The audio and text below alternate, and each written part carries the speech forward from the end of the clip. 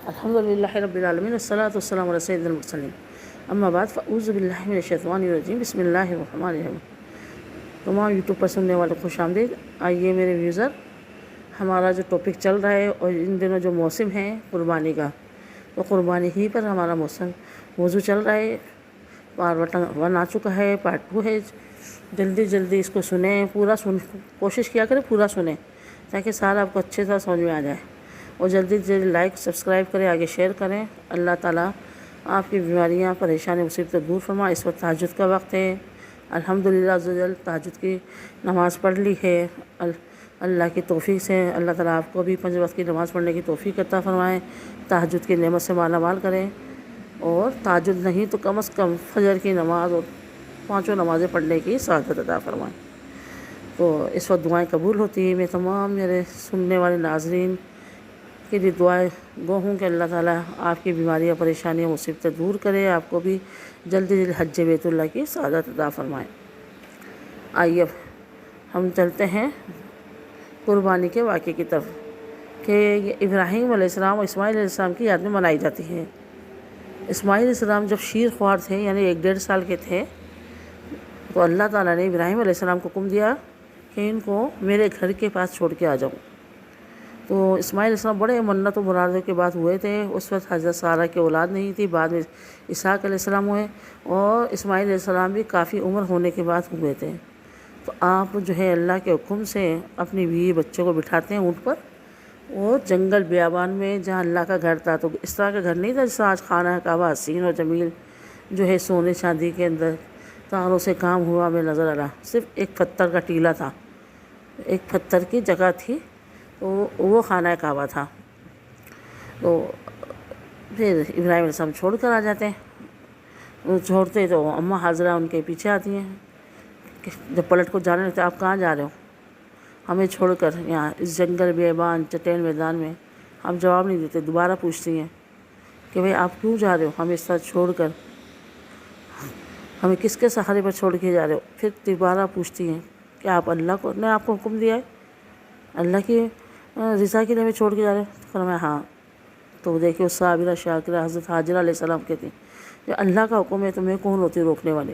اے میرے سر کے تاج، جائیے، آپ بے فکر ہو جائیے، میں اللہ کی رضا پر راضی ہوں، قربان جائیے ان پاک بیوی پر جنہوں نے اتنی بڑی قربانی دی کہ جنگل بیابان میں تنہا وہ رہ رہی ہیں، اور جو ہے چھوٹا سا ایک بچہ ہے۔ ابراہیم علیہ السلام چھوڑ کر آئے تھے، تھوڑا سا توشہ، یعنی توشہ کہتے ہیں کھانے پینے کی اشیاء کو، کچھ کھجوریں، پانی، کچھ اشیاء دے کر آ گئے۔ اس کے بعد جو ہے پلٹ کا خبر نہیں لی۔ ابراہیم علیہ السلام کی زوجہ حضرت حاجرہ، اسماعیل علیہ السلام ان کے بیٹے وہاں جنگل بیابان میں چٹیل میدان میں رہتے ہیں۔ 2-3 دن ہوتے ہیں، وہ پانی، کھجوریں وغیرہ، توشہ سب ختم۔ اب حاجر علیہ السلام کو بھی بھوک لگتی ہے، اسماعیل علیہ السلام کو بھی۔ ان کا دودھ، حالانکہ دودھ شیر خوار تھے، دودھ پیتے تھے، دودھ بھی خشک ہو جاتا ہے ان کا، ظاہر 2-3 دن تک کچھ نہیں کھائیں گے، دودھ نہیں آئے گا، اور وہ بلکتے ہیں، روتے ہیں، ان کا رونا دیکھا نہیں جاتا۔ حضرت حاجر علیہ السلام جو ہے چڑھتی ہیں صفا کے اوپر، کہ صفا اور مروہ 2 پہاڑیاں ہیں، سب کو پتہ ہے، وہ تو جو حج عمرہ کر کے آ گئے ان کو اچھی طرح پتہ ہے۔ صفا پہ چڑھتی ہیں اور دیکھتی ہیں کہ کوئی قافلہ، کیونکہ پہلے قافلے چلتے تھے اونٹوں پر، گھوڑوں پر، پیدل جنگل میدانوں میں، وہی دیکھتی شاید کہ ان کے پاس کچھ پانی، کھانے پینے کی چیز مل جائے۔ جب نظر نہیں، کوئی قافلہ نظر نہیں آتا، اور اسماعیل علیہ السلام نظر آ رہے تھے پہاڑی سے نا، پھر اترتی ہیں، دوڑتی ہوئی مروہ پہ چڑھتی ہیں، پھر مروہ کے اس پار دیکھتی کہ شاید وہاں سے کوئی قافلہ نظر آ جائے، پھر وہاں بھی نظر نہیں آتا، پھر اترتی ہیں، پھر دوڑتی ہیں، پھر صفا پہ، صفا مروہ، مروہ تا صفا، اس طرح کرتے کرتے 7 چکر لگاتی ہیں، اور بیچ میں اس لیے دوڑتی ہیں کہ اسماعیل علیہ السلام اس وقت نظروں سے اوجھل ہو جاتے۔ ماں ہے نا، یہ ماں کی ممتا، کہ پتہ نہیں کوئی درندہ نہ آ جائے، میرے بیٹے کو کوئی جانور جھپٹ کر نہ لے جائے، تو وہ تیزی سے دوڑتی ہیں۔